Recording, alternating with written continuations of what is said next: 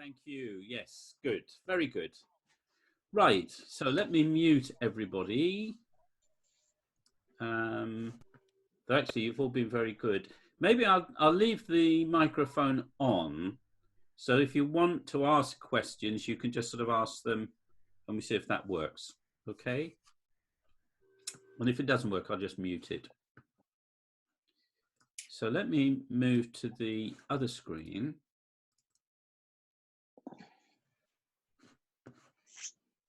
Here we are.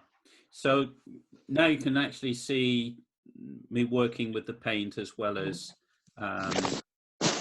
shadowing. So I just want to, you see this line here is a bit strong, so I'm just going to blend that down a little bit. Now the next color that I want is something called Havana ochre. If you can read that, A-V-A-N-N-A ochre. And you can buy this, it's a Kramer pigment, and you can buy this from Fitzpatrick's in London, or anybody, if you're in the United States or wherever, anyone that sells Kramer pigments will be able to supply this for you. You can't buy it at Cornelison's, for example, in London, because they don't stock Kramer pigments. So again, got my egg solution, a few little drops.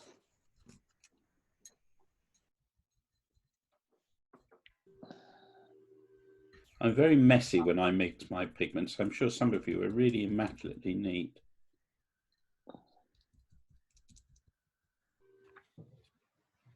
Breaking that all down. Now you can see this is quite muddy, so I need to add a bit more egg to this.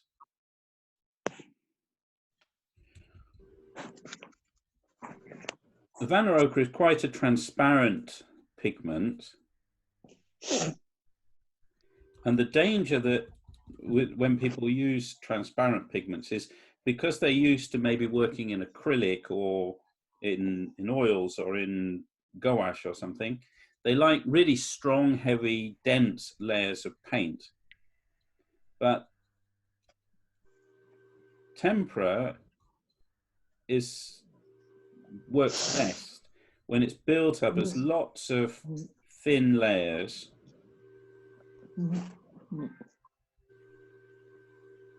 we are. I'm going to turn the microphones off because there's a little bit of distracting noise coming through. And just got a message through here. Yeah, you can buy them directly from Kramer as well, whichever way you want to do that. So there's my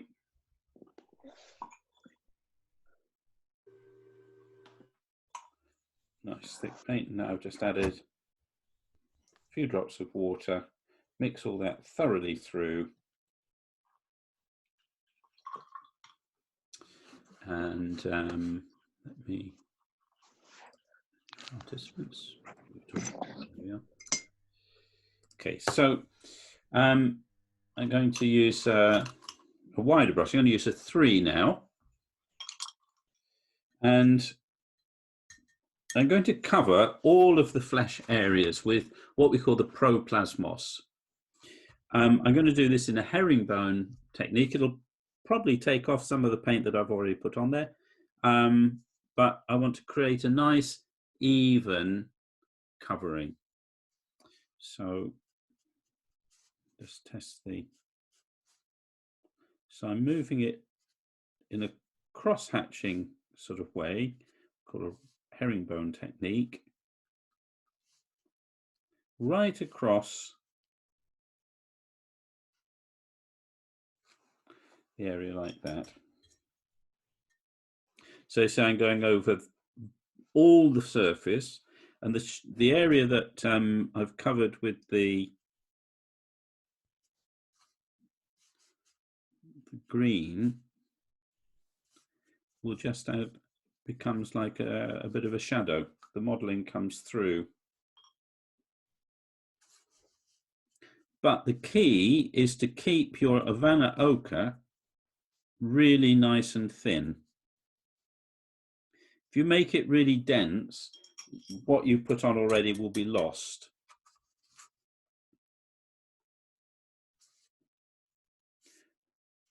The other thing to avoid is making your strokes all in one direction, because when you do that, it will leave tram lines going along the face.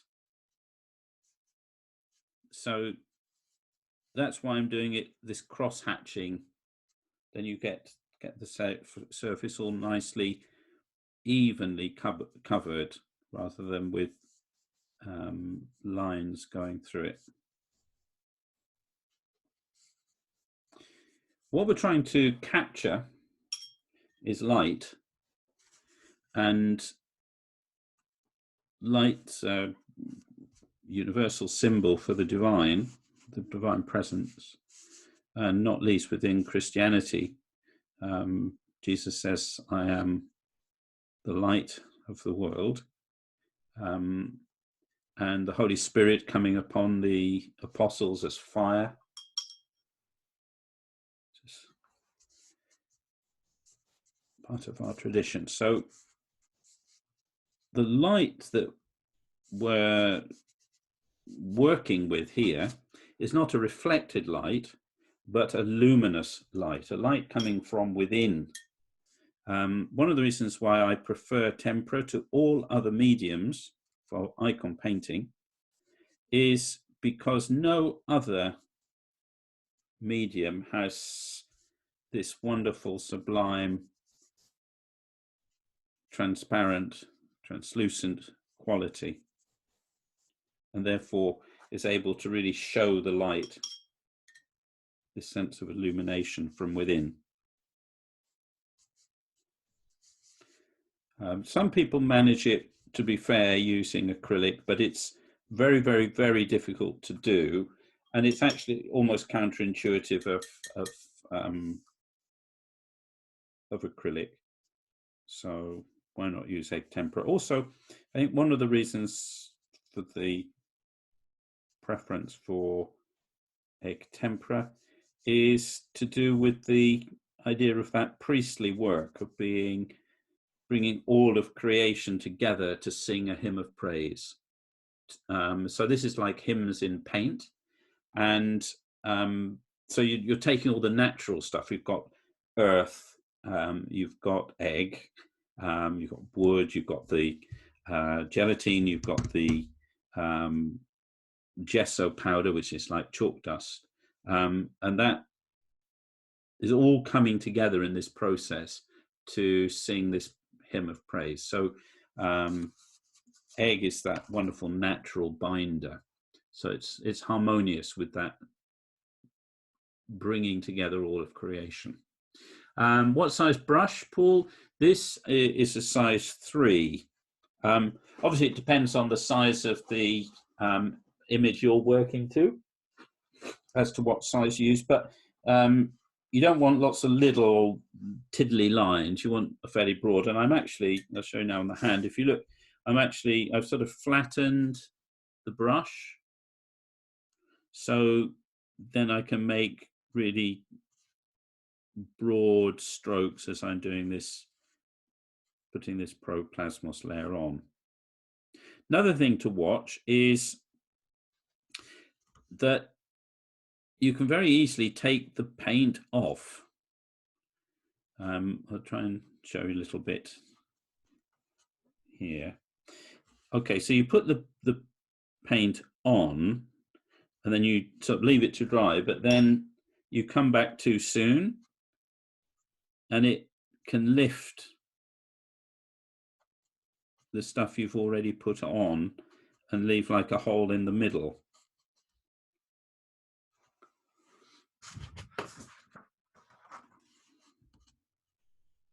So a little bit you can see here.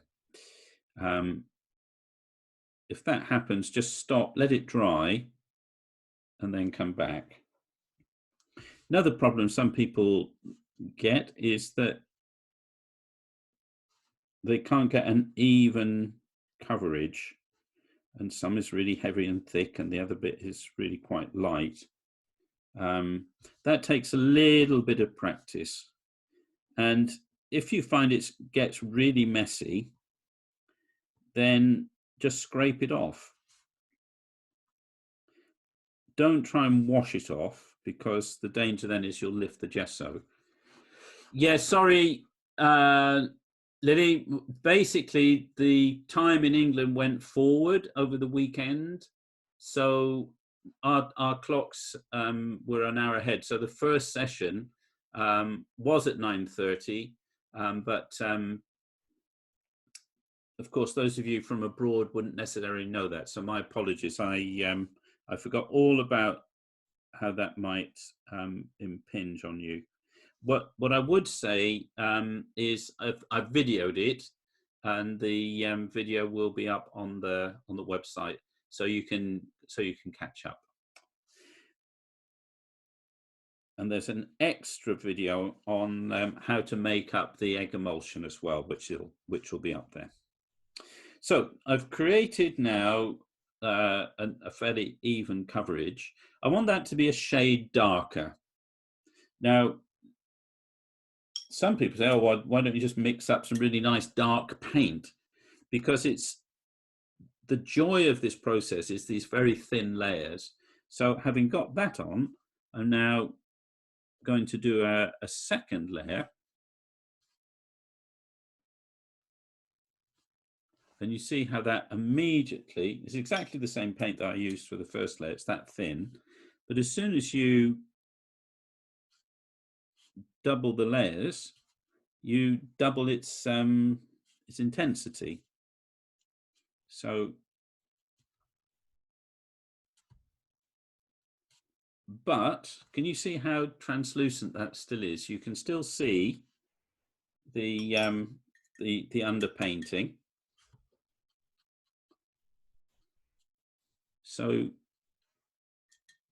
you combine intensity of color with the dynamism of the translucency by applying it in fairly thin layers.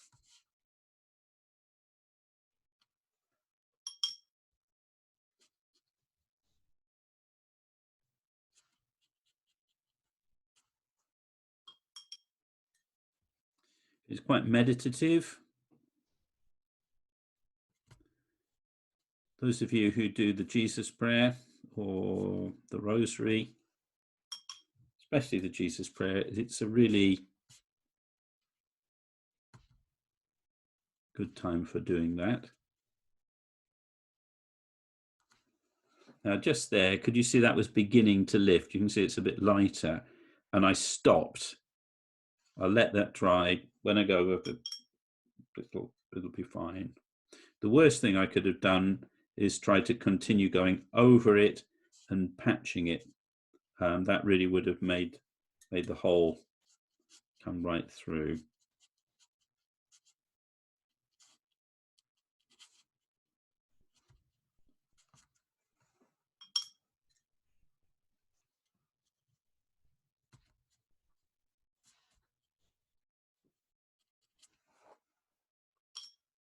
Keep your brush damp. Paint does evaporate, obviously, depending on the climate. When I was in Bethlehem in the summer, that was actually quite a challenge to keep everything from drying out as you were working on it.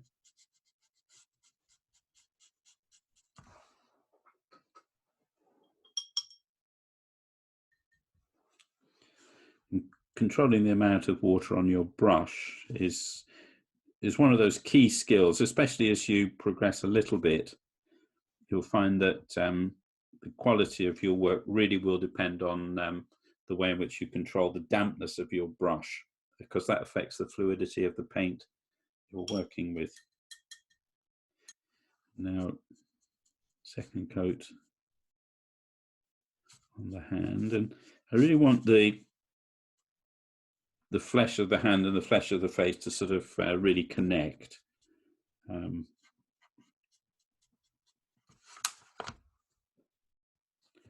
Get this lovely patina.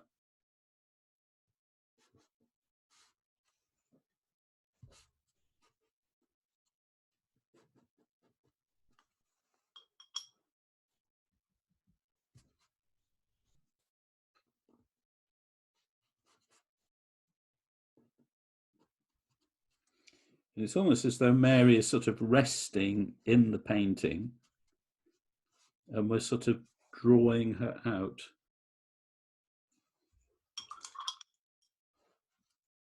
Okay, so I've given, so we've had the green layer. Yes, the pigments I've used is a green umber. You could use terre verte with a little black as an alternative. And Havana ochre, AVANNA, sometimes with an H on the end. Havana ochre.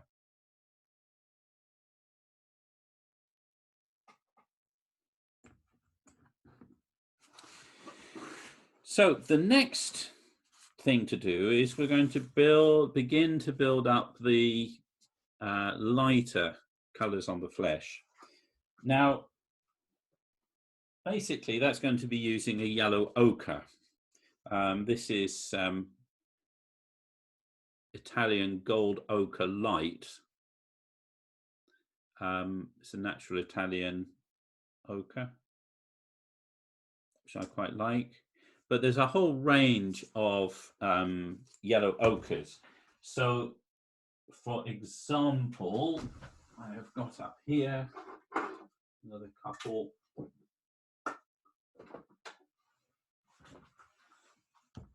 So there's a, if I take the lids off, so that's a Sennelier. Sennelier, and that's Cornelison's. You might not see that there's all much different, but this one is less intense. This is a much more yellowed ochre. That one's sort of a deeper colored ochre. So just because you're using yellow ochre, it doesn't mean it's going to behave in exactly the same way as what the yellow ochre I'm going to be using. One of the things that I think is quite important for people who are amateur, hobbyist iconographers is to stick to a nice limited palette and really get to know those few colors that you're using. Because every pigment has its own capacities for absorbing the egg. Some need a lot of egg, some need just a little.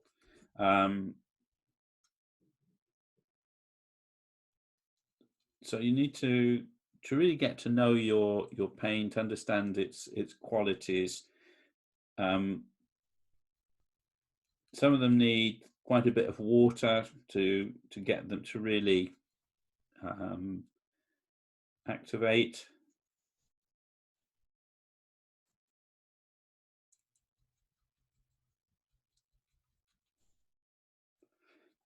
With yellow ochres, you'll also find that some of them will leave a sort of deposit at the bottom. Yes, those are two, Elena, those are two different pigments, Havana ochre and Havan ochre. The Havan ochre is an orangey color, whereas the Havana is this greenish brown color.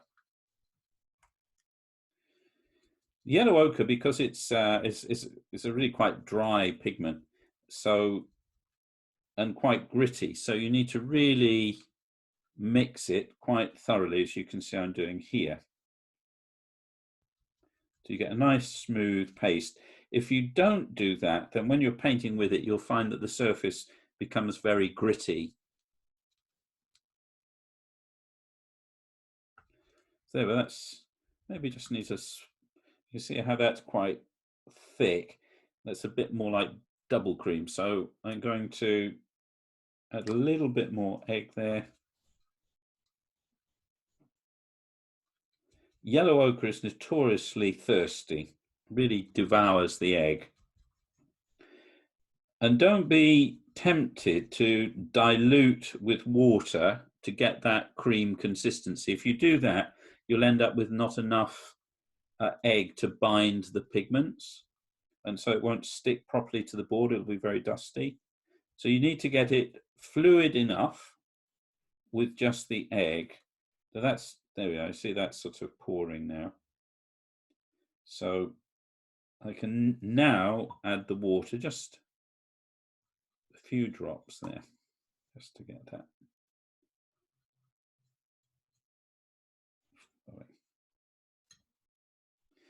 Now, for the first layer,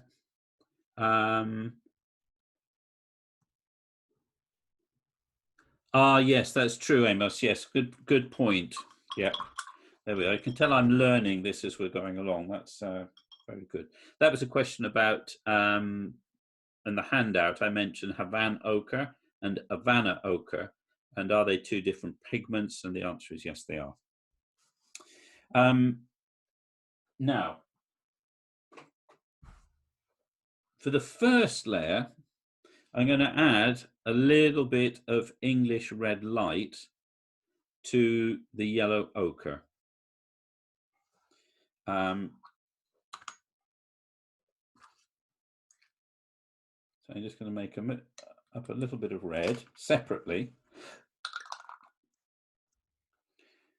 And I'm going to add the egg. A nice mix. Obviously, I've cleaned my brush between each colour because I don't want to contaminate the colours. Keep them nice and pure, because I'm going to use the red for a couple of things.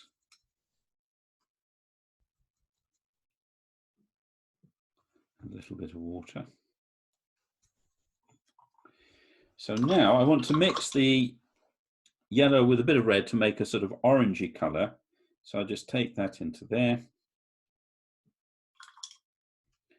Take a bit of that into there, mix that in. A little bit more. So I've got a sort of orange colour there. Okay. So yellow ochre, English red light, and I've mixed the two together, which has given me this sort of orange colour. So when this is perhaps the most disconcerting of the processes, because you've got to sort of think back to front. We're going to put on the areas which are lighter, but because it's got this red in it, you think, oh, this is dark, and you get confused because somewhere on here, you see, like, you've got these red patches and slightly orangey look. Ignore that. Those are washes that come at the end. At this point, wherever it's lighter, in other words, wherever we didn't put that dark green, is where we are going to put this first layer. And that will model the face and begin to build up the flesh color.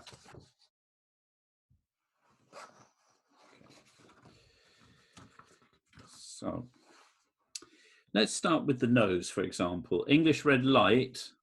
It's a light red ochre rather than the deep, heavy color.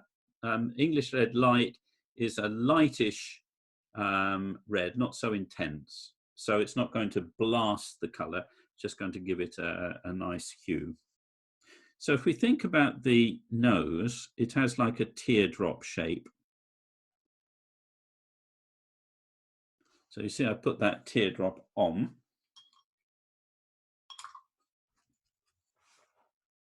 In fact, I'm going to move to a 1 now rather than a 3 size 1. And I'm just going to, with a damp brush, pull the orange color outwards. Now, don't, whatever you do, put your brush in the middle and pull it outwards, because what happens is it creates a hole. You really just need to touch the ends, the edges of the shape to pull that out. The other thing is, once it's been on there for a little bit like this, don't go back over it, because you'll pull off what's underneath. Now, if we look at the nose, we've got that sort of V shape at the top, and then it's going to come to make this shape, and it starts here and bows out slightly and then comes back in to meet the teardrop there. So I'm going to put that on like that, and then I'm going to blend to the right hand side like that. And then that other side of the bridge of the nose there, I'm just going to put in there like that. And the nostril, I'm going to leave a thin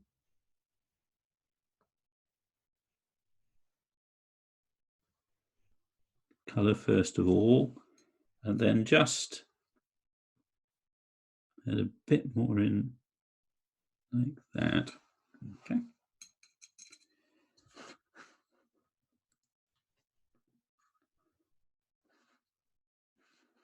So I hope I did record this. Am I recording this, folks?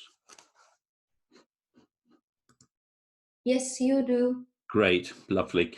Yeah, this is being recorded. My apologies, Ryder. The time in England changed this weekend, and I hadn't realised until it changed. And of course, that's going to affect those of you from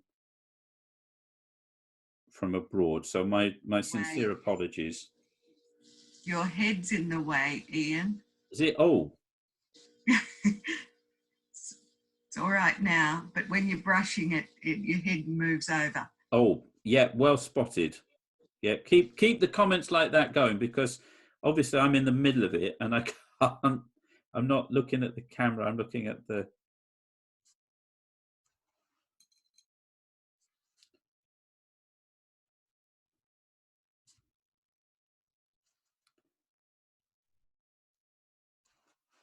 So basically, wherever I didn't put that green layer at the beginning, I'm putting the orange color.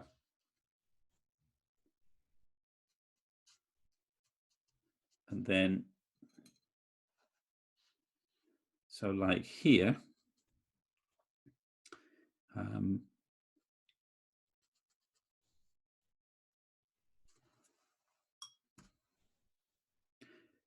just be attentive to how it's shaping things. In some places, it'll be a very sharp edge, like for example here on the nose.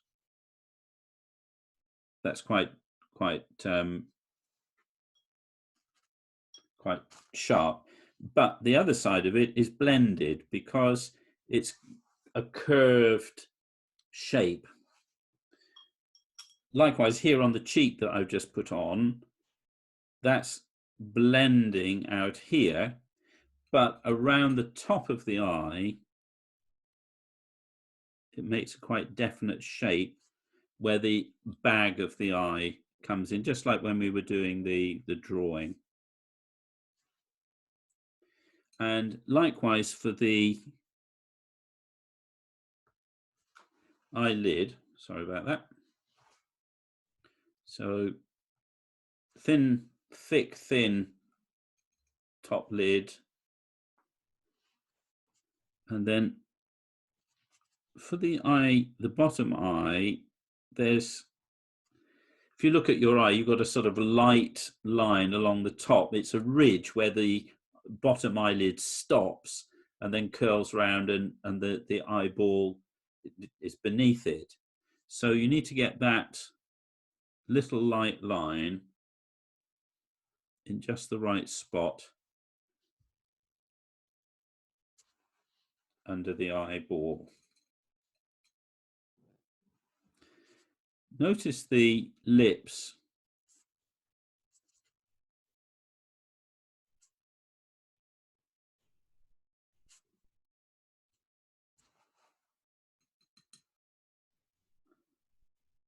And building up that lower lip, because that's highlighted and the top lip is more in darkness. So at this point, don't try and draw where it's red or not.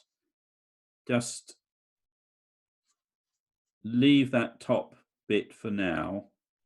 Just get the shape of the bottom lip right. It's got quite a distinctive shape at the end of the mouth, so just be careful to leave the proplasmos, that darker layer, and put the orange paint around it. Now, keeping this nice and thin paint, don't want it thick and heavy. And when it comes to here, I'm putting it on and then going back with a damp brush and just teasing the edges out over into the shadow. Key areas to watch are the shape of the eye socket.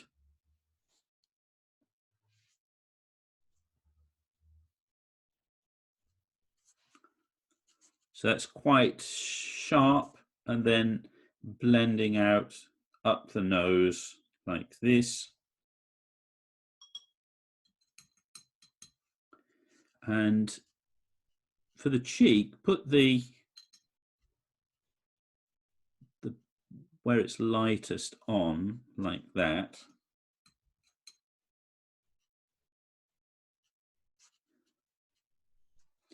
Dampen your brush and just tease out the edges like that, but leaving that edge quite sharp.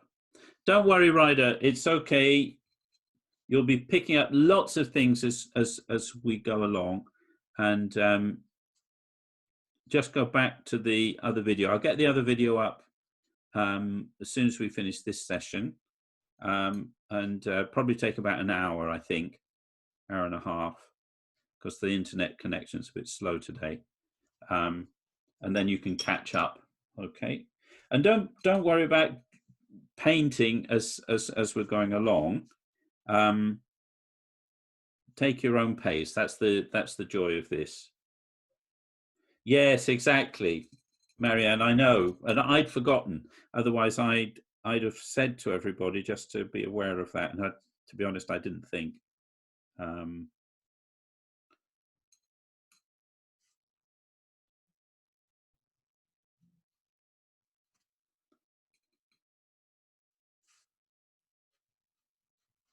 And this edge here is really quite important. So sort of the neck standing out a little bit, and then that shadow of the jaw going round.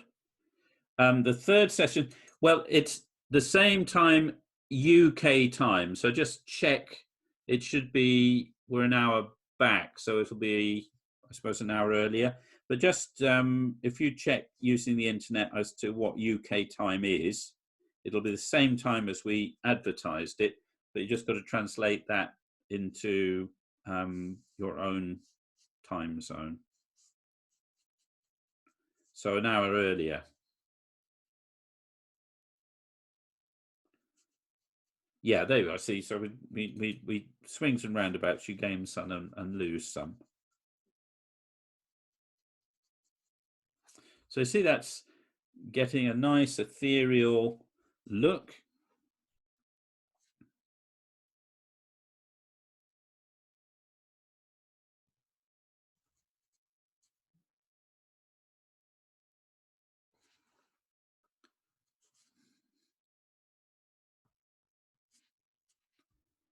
And it doesn't matter if you don't get it entirely right.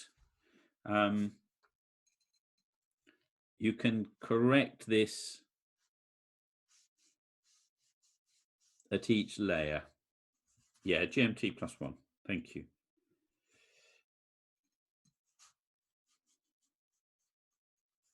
So as we're going along, we're going to have the opportunity to refine it. As long as you've got things basically in the right place, then you're okay. Now, then you repeat this just with the pure yellow. So everywhere you've put the first layer,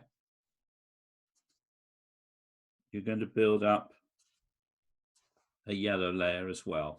Okay, we're about out of time, less than a minute.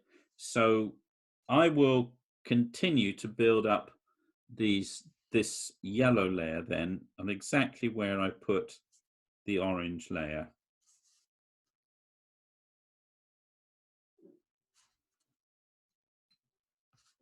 So just like, see, I'm going right over where I put the orange.